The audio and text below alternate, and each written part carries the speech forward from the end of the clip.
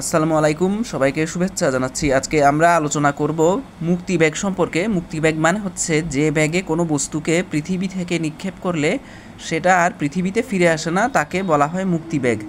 আর মুক্তি ব্যাগকে এখানে দেখেন, মুক্তি ব্যাগকে ইংলিশে বলা হয় স্কেপ ভ্যালোসিটি। স্কেপ ভ্যালোসিটি মানে হচ্ছে মুক্তি ব্যাগ। আর এখানে মুক্তি ব্যাগের যে ফর্মুলাটা আমি লিখলাম সেটা হচ্ছে VE equals to root over twice GR। Root over twice GR। Two একটা সংখ্যা, জি মানে অভিকর্ষজ ত্বরণ 9.8 মিটার পার সেকেন্ড স্কোয়ার, আর মানে হচ্ছে পৃথিবীর ব্যাসার্ধ 6440 কিলোমিটার। এটাকে কি করতে হবে, এটাকে হচ্ছে মিটারে নিতে হবে, 6.4 × 10⁶ মিটার। এখন এখানে আমি যদি জি এর মানটা বসিয়ে দিই তো এই ইকুয়েশনটা আরেকটু সহজ হয়ে যায়। Root over 2gm divided by R হয়ে যায়। নিচে আর তো পৃথিবীর ব্যাসার্ধ, এম হচ্ছে পৃথিবীর ভর এবং জি হলো মহাকর্ষীয় কি বলে এটাকে, এইখানে স্মল জিটা ছিল অভিকর্ষজ ত্বরণ আর ক্যাপিটাল জিটা হচ্ছে মহাকর্ষীয় ধ্রুবক। আচ্ছা, তারপর এখন দেখেন পৃথিবীতে মুক্তিবেগের মান কত। পৃথিবীতে মুক্তিবেগের মান হচ্ছে 11.2 কিলোমিটার পার সেকেন্ড, অর্থাৎ প্রতি সেকেন্ডে 11 কিলোমিটার ব্যাগে কোনো বস্তুকে পৃথিবী থেকে নিক্ষেপ করলে সেটা পৃথিবী থেকে মহাশূন্যে চলে যাবে। এরপর হলো দেখেন 7 মাইলস পার সেকেন্ড, মাইলে কনভার্ট করলে কত হয়, 7 মাইলস পার সেকেন্ড। এরপর আরেকটা জিনিস দেখাচ্ছি, মহাকর্ষীয় বিভব, এটা আরেকটা ইম্পর্ট্যান্ট টপিক।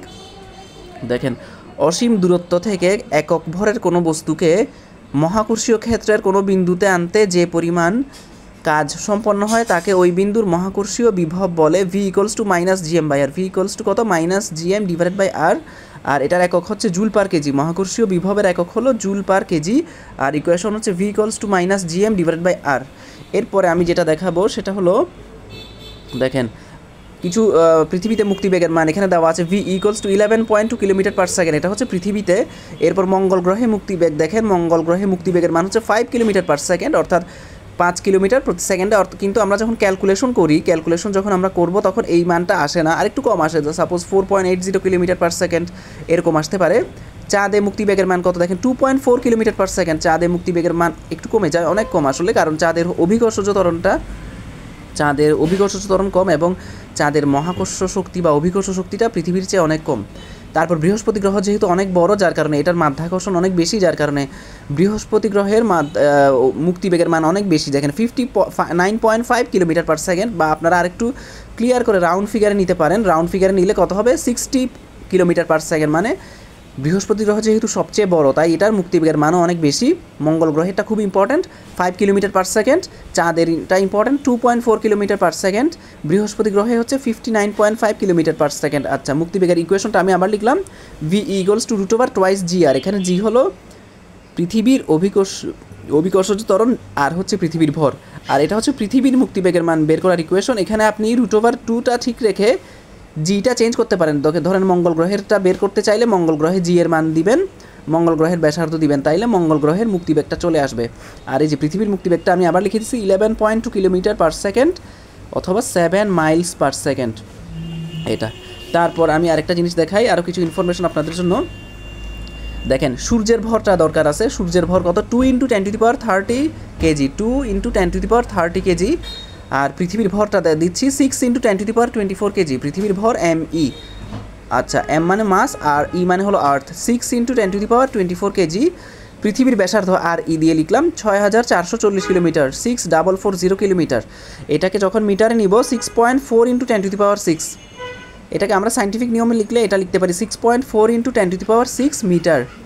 আর পৃথিবীতে অভিকর্ষজ ত্বরণ হচ্ছে 9.8 মিটার পার সেকেন্ড স্কোয়ার। পৃথিবীর অভিকর্ষজ ত্বরণ তো আপনারা সবাই জানেন।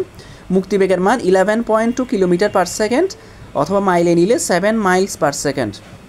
এরপর বৃহস্পতি গ্রহ সবচেয়ে বড়, কারণ এই বৃহস্পতি গ্রহ যেহেতু সবচেয়ে বড়, এটার তথ্যগুলো জানা দরকার। বৃহস্পতি গ্রহের ভর কত দেখেন, 2 × 10⁻27 কেজি, 2 × 10⁻27 কেজি। বৃহস্পতি গ্রহের ব্যাসার্ধ কত, 7 × 10⁻7 মিটার, 7 × 10⁻7 মিটার। আর মুক্তিবেগ অনেক বেশি, এটা হচ্ছে কত, 60 metre per second, 60 kilometre per second, মানে প্রতি সেকেন্ডে 60 কিলোমিটার। অথবা এটাকে মিটার নিলে, সাইন্টিফিক নিয়মে নিলে 6 × 10⁻4 মিটার পার সেকেন্ড।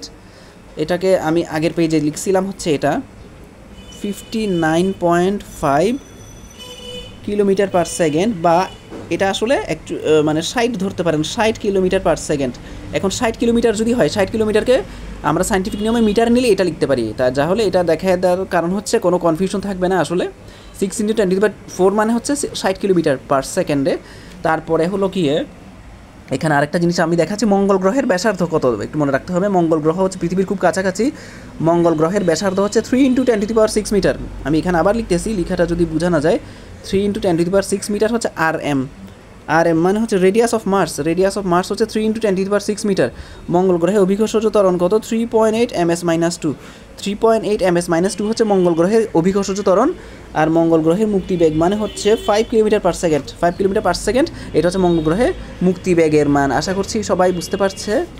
তারপর এখানে আরেকটা ইকুয়েশন আমি একটু দেখাই, সেটা হলো দেখেন এই যে ms মানে হচ্ছে আমরা যে সূর্যের ভর বের করছি 2 × 10⁻30 কেজি সূর্যের ভর, এটা কোন ফর্মুলা দিয়ে বের করছি দেখেন, 4π² r³ divided by GT square. G মানে হচ্ছে গিয়ে কি 6.673 × 10⁻11। এটা টি মানে কত দেখেন, সূর্যের চারপাশে ঘুরতে পৃথিবীর কত সময় লাগে?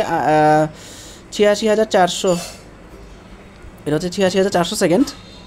তারপর হচ্ছে এখানে আরটা হচ্ছে গিয়ে দেখেন, এটা পৃথিবীর ব্যাসার্ধ না, এটা হচ্ছে পৃথিবী থেকে সূর্যের দূরত্ব 1.5 × 10⁻11 মিটার, সম্ভবত 15 কোটি কিলোমিটার। এটা আর মানে হচ্ছে 15 কোটি কিলোমিটার এই জিনিসটা। তাইলে বাকিগুলো আশা করি আপনারা বুঝবেন, বইয়েও লেখা আছে। তারপর এখানে দেখেন মহাশূন্যে পাঠানোর জন্য প্রয়োজনীয় ব্যাগ। আচ্ছা, V = √2 gm/r, এটাও ইম্পর্টেন্ট। এটা হচ্ছে কৃত্রিম উপগ্রহের ব্যাগ। এটা হলো গিয়ে কৃত্রিম উপগ্রহের যে ব্যাগটা, অর্থাৎ যেটা পৃথিবীর চারপাশে ঘুরে সেটার ব্যাগ V = √2 gm/r। আর আরেকটা হচ্ছে মহাকর্ষীয় প্রাবল্য বলে একটা কথা আছে, মহাকর্ষীয় ক্ষেত্র প্রাবল্য E = gm/r²। এখানে দেখেন স্মল r জিনিসটা কি, স্মল r মানে হচ্ছে এটা, স্মল r মানে r+h। আর বাকিগুলো আশা করি আপনারা বুঝবেন, এইটাই খুব ইম্পর্টেন্ট। V = √2 gm/r, এখানে r মানে হচ্ছে রেডিয়াস।